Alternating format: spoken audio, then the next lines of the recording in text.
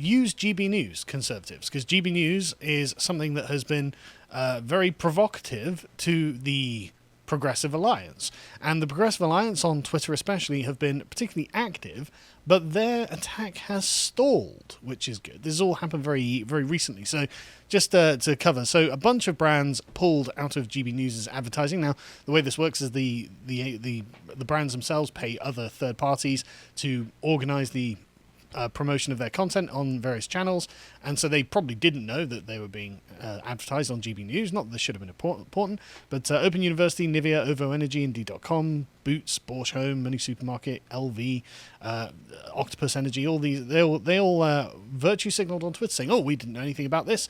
We're going to cancel," and that was an interesting move. Because obviously GB News had faced accusations that it would be broadcasting US-style partisan news shows in the UK.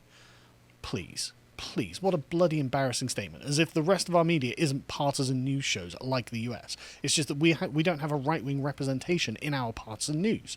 Sorry.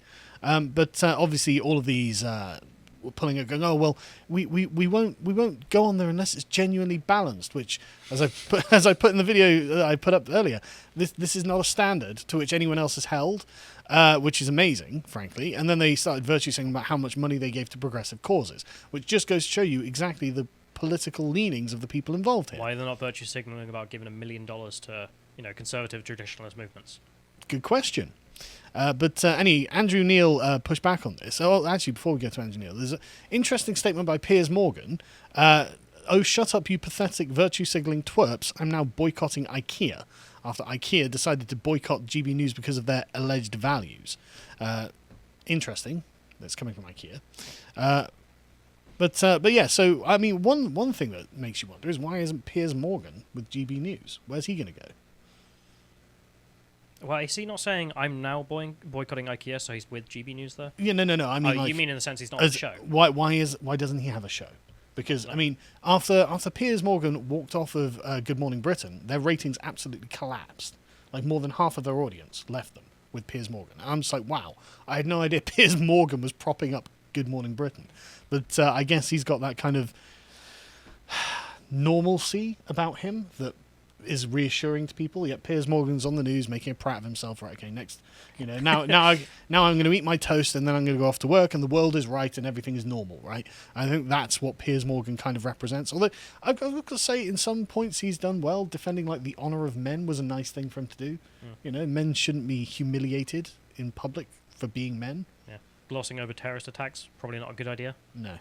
But anyway, so Andrew Neil struck back with an editorial on GB News accusing them of taking the knee, say specifically to the campaign group Stop Funding Hate, which is obviously a communist activist group that tries to essentially harass and bully brands and any other. Sorry? The bloody irony of the thing. Yeah, exactly. Stop funding hate, and how are we going to do that? We're just going to cause hate endlessly, all day, every day. Spewing hate all over Twitter, harassing these brands and making them think there's an active sort of segment of the public that doesn't want them to broadcast on GB News, but obviously there's not.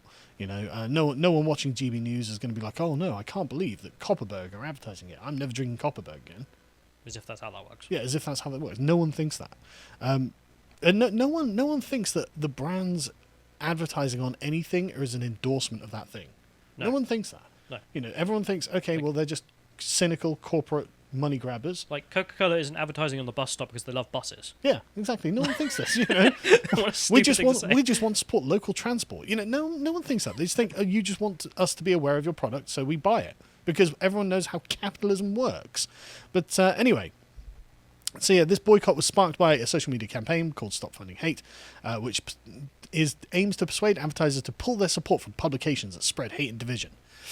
Yikes, that's a lot of left-wing publications that are going to have to be defunded. But while many applauded the brands who have paused their ad campaigns pending a further review of the content, supporters of the channel have reacted in fury, pledging to boycott the companies. And calling out the companies that spend the advertising with GB News, Andrew said, "They bowed to the pressure from a fringe group called Stop Funding Hate, a misnomer if ever there was one." Good job, Andrew. It's quite remarkable that serious, important executives and well-established companies can be so easily cowed. They've all taken the knee to stop funding hate. That's very good. Well done, Andrew. Neil claimed the Stop Funding Hate is dominated by far-left agitators and cranks that push for advertiser boycotts of any media organisation with which it disagrees, True. and accused the campaign of rounding up the lynch mob 4 months before we started broadcasting. Also true. Yeah, they did that. Before GB News had even launched, they were harassing people to not fund it. Yeah. It's like, you don't even know what the content is. I mean, still, it's been up for what, like a week? Not even. And, 4 days? And they're like, yeah, the content's awful. So you haven't watched any. They haven't had a scandal yet. Like, nothing they've said has been scandalous so far. I mean, so far, the only thing that's scandalous is not being able to hear them at times.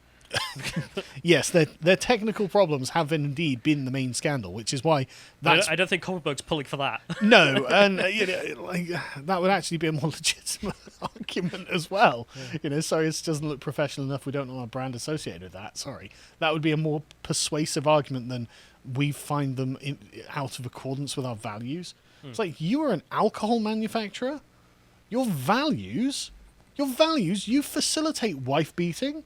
Or IKEA and its founder. Yeah, and we'll talk about that in a bit. But it's like, alcohol is a vice, Copperberg. You sell vices to people. You make your money on a daily basis by helping cirrhosis of the liver kill off parts of the population. I may be a drug dealer, but at least I don't support hate. Yeah, exactly. It's like, look, there is no way anyone should be lectured to by people who produce vices for their entire industry.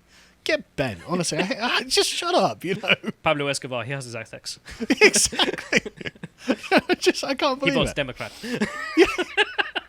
It is, but anyway, so this editorial by Andrew Neil had a fair amount of whack to it, and it got a bunch of them to backtrack on their protest, because they realised, hang on a second, GB News haven't actually done anything wrong, and we're being obviously partisan here, and that's an embarrassing thing if you want people who disagree with your politics to still buy your product, because you remember you are a business and not a political party. But anyway, so as the Daily Mail report, businesses started rowing back on their boycott of GB News after Andrew Neil went after them. Money Supermarket, IKEA, Vodafone and Bosch all ended an advertising moratorium with the nascent broadcaster following the online campaign led by activists, led by the, quote, sinister Stop Funding Hate. I like that. Sinister Stop Funding. They are sinister. Bloody communist agitators. They'd be rioting in Portland if they were in Portland and they had the freedom, but they don't. So all they can do is their sinister campaigns of hate on social media. They would happily murder everyone on GB News. Oh, yeah. If they got their way, that's what they do. Yeah, if the revolution came tomorrow, they'd happily line them up against the wall and shoot them all. Probably shoot their kids, too. Sick bastards. So I hate socialists. They've done this a million times. They're It's not totally new. immoral. Yeah, the amount of people that socialists killed for the revolution is just beyond counting. Anyway, several of these companies said they will now reconsider resuming their social media campaigns after caving into the agitators. Where was it?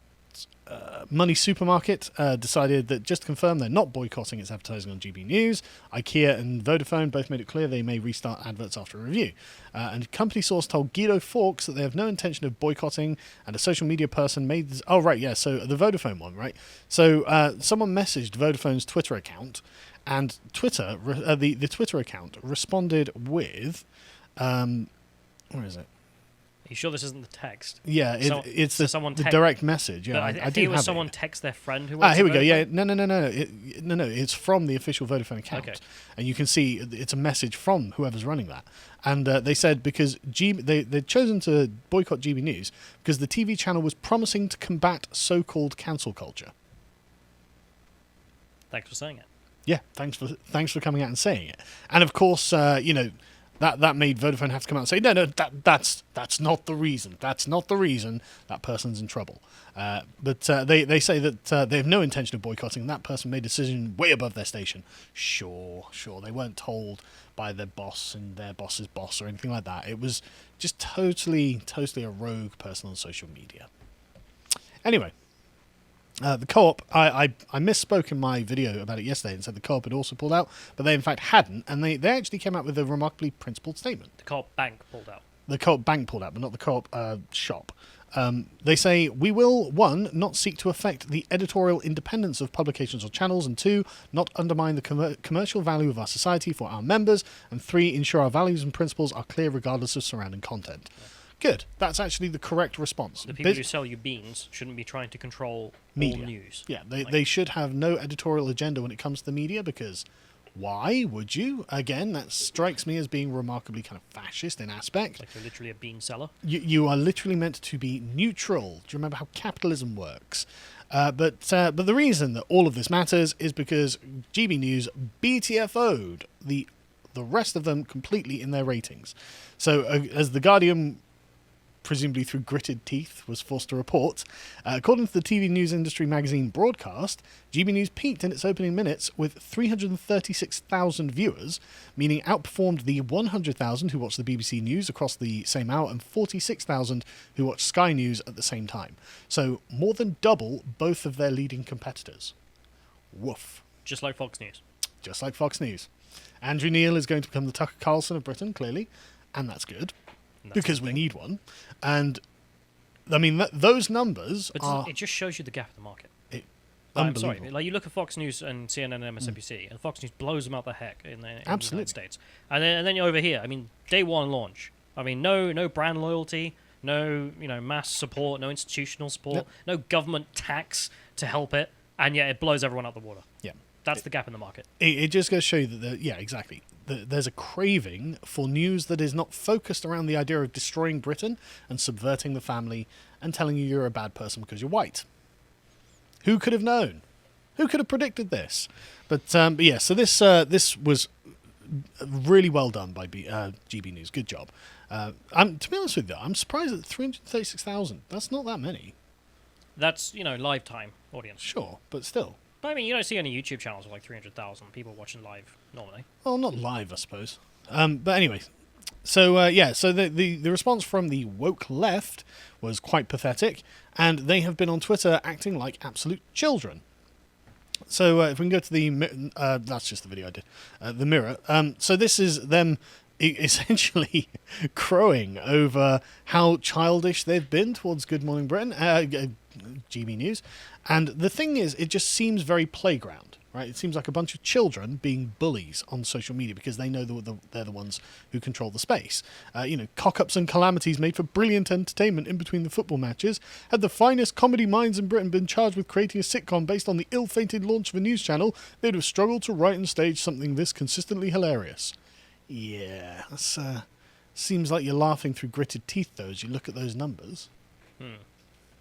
And I'm sure the technical glitches won't last forever. I mean, give them their credit. It's a brand new station with all new programs. So you don't, normally you launch a new program like, every month or something and then you see how it goes. But no, they've had to launch everything brand new with a bunch of people who've never worked with each other before, with a technical team who's just been dumped into it. It can't have been easy. And like I said, these are not going to last forever. So enjoy your moments of, snapping at their heels while you can, because it looks like Andrew Neil has created a titan in British news now, and that's not good for you, is it? How are you going to stop people watching it? Because that's the fundamental problem they've got.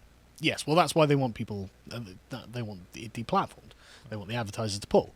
Anyway, so the general response has been pathetic. There was one lady, Dr. Julia Grace Patterson. She's part of Every Doctor UK. Is essentially just a leftist doctors union, it seems, and she says, just been invited on GB News. They must have missed my previous tweet where I said I'd never accept an interview, and Andrew Neil told his followers he'd never heard of me. Well, I've never heard of you either, but let's be fair. They said they'd never heard of me. I'm so important. It's like, I don't know, who the hell are you? Yeah, exactly. I don't know who you are, but I'm sure you're important on Twitter. But Ooh, you got 9,000 likes there. Ooh. Woo!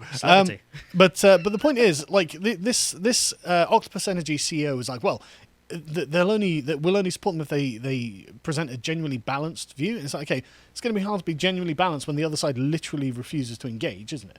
It's going to be like, well, we invited them and they decided not to come. What can we do? Anyway, what was the other stuff that you'd found on this? Yeah, so there's some other things. The next one I actually thought was kind of funny. So this is a joke from a leftist in which he's saying GB News day 3 and then it's Mo Sislak screaming down the phone because there are a few pranks that went on. So we go to the next one. This is someone calling up and saying the name was Mike Hunt. Ah, yes. The very mature leftists on Twitter decided they'd do the very mature thing. And then there's the next one, which is just Mike Oxlong, which I'm going to pronounce very carefully there. But that's what they've been up to. But look, all their little friends on social media are giving them likes. This is the right thing to do. This is mature. This is how people who want to run a healthy democracy act. good. It's a good joke though. I'll give them that. Sure. Like, Well, it's classic. Sure, Classic. but it just goes to show you the people who would claim to be the intellectual great and good are actually just a bunch of children. Yeah. So if we go to the next one here, this is someone pointing out here that there is a real good value in GB News, as I mentioned earlier, which is this clip here. So Neil introduced Rishi Sunak and interviewed him on his, massive spending, because no one else is asking this question. Well, how can you spend so much money and expect people to believe that you're fiscally conservative? Yes. And he asked him at one point, what makes you a fiscal conservative? And he says, I believe that the money isn't mine. And that was it. So you're quite happy to spend huge amounts of other people's money. Yeah, like I'm happy to spend it, but at least I admit it's not mine. That makes me a fiscal conservative, doesn't it? Okay, yeah, okay, Right. Rishi. And then there's some other embarrassment in here. So if he had gone on any other news station, he'd be talking to a leftist, and he knows this, and you can tell, because all of his answers are tailored in that way. Yeah. It is, when he spoke to Neil, you could see that it was just not happening. So he asked the question, net zero. So every time you talk about net zero in a leftist space, from a government perspective, you're always saying, we're going to get it done so soon, it's going to be so fast, and it's going to cost nothing. And you went, wait, cost? No, don't mention that. Yeah. And then he went on GB News, and he asked him how much it's going to cost. And he had no answer. Neil pointed out that previously a government minister had said it cost £1 trillion. God. 1 trillion. And per household, £10,000 for boiler replacements alone. And he squirmed, and he squirmed. Good. Because he didn't know what to say. Because every other outlet would have just been like, oh, and you're going to get it done. That's wonderful. And we'll have zero carbon, and that'll be so perfect. Yeah. No other questions. The insane left-wing position. Whereas he was actually like, here's a dose of reality. How much does that cost? How much is that going to cost me? 10 grand a house. That's just for the boiler replacement. And Rishi's like, but it's not my money. Yeah, I'm at least I'm a conservative. I'm a fiscal conservative. I know. So yeah, this guy from the Telegraph pointing out that's the value of this. That is really valuable to have at least a space where you can start making them realise, no, stop talking in leftist language, and hopefully it'll have an effect on government policy, such as being so blasé about, oh, we're going to reach net zero. How? How much money? That's what you're asking. How much of my money? Anyway, so we go to the next one here. There's Peter Jukes being salty about this. Each angry tweet or article just convinces them that they are martyrs on a burning pyre, even though that pyre is actually made of money and is not actually on fire. What? Because nobody thought to hire anyone who could knows how fire works. Okay, Peter, but Good like joke, when all the advertisers are like, we're going to pull out, that's basically the pyre that's on fire that is burning the money. I don't know what to say. Like you're not paying attention. I mean, look, the active campaign of bullying and harassment of GB News seems to indicate that you're just coping. So then I found this article from the Telegraph talking about this, and it's pretty good actually, which I don't usually say about the Telegraph. So, guy says companies have made a fatal error by declaring war on the Tory voters. I mean, true. Yes. I mean, why would you declare war on half the country? And he phrases it pretty good as well. A generation of craven corporate apparatchiks enthralled to the latest American nostrums have lost their moral bearings. There was a time when business was conservative-leaning but apolitical, and senior executives voted Tory or, at a stretch, Tony Blair. Increasingly, this is no longer true. In a historic miscalculation, swaths of the British business have shifted to the radical left, embracing its cancel culture and adopting extremely political mission statements. Take IKEA, which says it won't advertise on GB News. Why insult so many of its customers by stating, on the day of the retailer was fined in France for spying on its staff, that it has, quote, safeguards in place to prevent our advertising from appearing on platforms which are not in line with our humanistic values and vision to set aside with so many people. I mean, That's amazing. The day you're caught spying on your own staff. but just the idea that GB News, don't have humanistic values.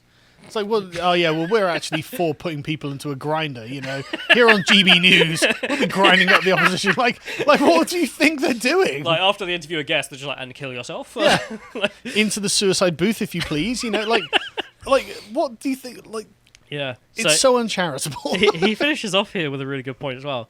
Did it really want to remind the public of its fascist past of its founder? IKEA there. We'll mention that in a minute. So he says, and this is where he falls down a little bit, the person whose complaint triggered IKEA's tweet was a socialist and a supporter of the Welsh Independence Party. Can't these big companies see that by politicising every act of consumer choice, they will kill capitalism? If we're talking about IKEA and its fascist past, yeah, they kind of want to kill capitalism. That's kind of their point. So we go to the next link here. I didn't know this until this morning, and I'm really glad I know this because it's really funny for me, which is, IKEA there being like, they're not humanists, also spy on the staff, but the founder of IKEA, full-blown fascist, like not just a bit either. So Richard Orange. So he joined the fascist party. I think it was like 42 or something like that, and he has been around for at least 3 years. He was an active member. He had a significant position. He would raise money and members for the party all the time. So they write on Wikipedia. Richard Orange noted that in 1943, a file proved for the first time that Kampfran was an active member of the Svenska Socialistsamling, so the Swedish Socialist Collective, the successor to the Swedish National Socialist Workers' Party. The Swedish Socialist Collective were the neo-Nazis. Yes. Lovely phrasing there. They're all socialists, because they are. Yeah. Fascism, socialism, and race socialism, all socialists. Well, next week we'll record the book club on Neither Left Nor Right and explain exactly why they're socialists and explain how they metastasized out of socialist movements, because it's really worth knowing. Because what do you need as well? I mean, how many more times do the Nazis have to tell you we are socialists before you get the message they are socialists? I mean, they literally called themselves in Sweden the Swedish Socialist Collective. What do you want? So it quotes letters intercepted from Mr. Kampfran, then 17, in which he enthuses about recruiting new members and says that he, quote, misses no opportunity to work for the movement. Orange added, quote, the Secret Service has concluded that Mr. Kampfran received the party's youth newspaper and must have held some sort of official position within the organisation. And he was there for 3 years as the founder of IKEA there. Tell us about your values, IKEA. Yeah. How fascist are they? We So, want to know. I mean, continuing the line of lineage there by pulling out of GB News, a conservative outlet, and instead siding with the socialists. Yeah, and your fellow cousins. I mean, one of the interesting things that I can't remember which French fascist it was that said, they were just like, look, we don't see it as being like, various flavors of socialism. We just see it as the big fight, socialism versus capitalism, and we're against capitalism. And so when the Telegraph guy is like, well, don't they know this will hurt capitalism? Yeah, they do. They're very much against capitalism, as you can see. If you enjoyed this segment from the podcast of the Lotus Eaters, you can watch the full broadcast live every weekday at 1 p.m. UK time on lotuseaters.com.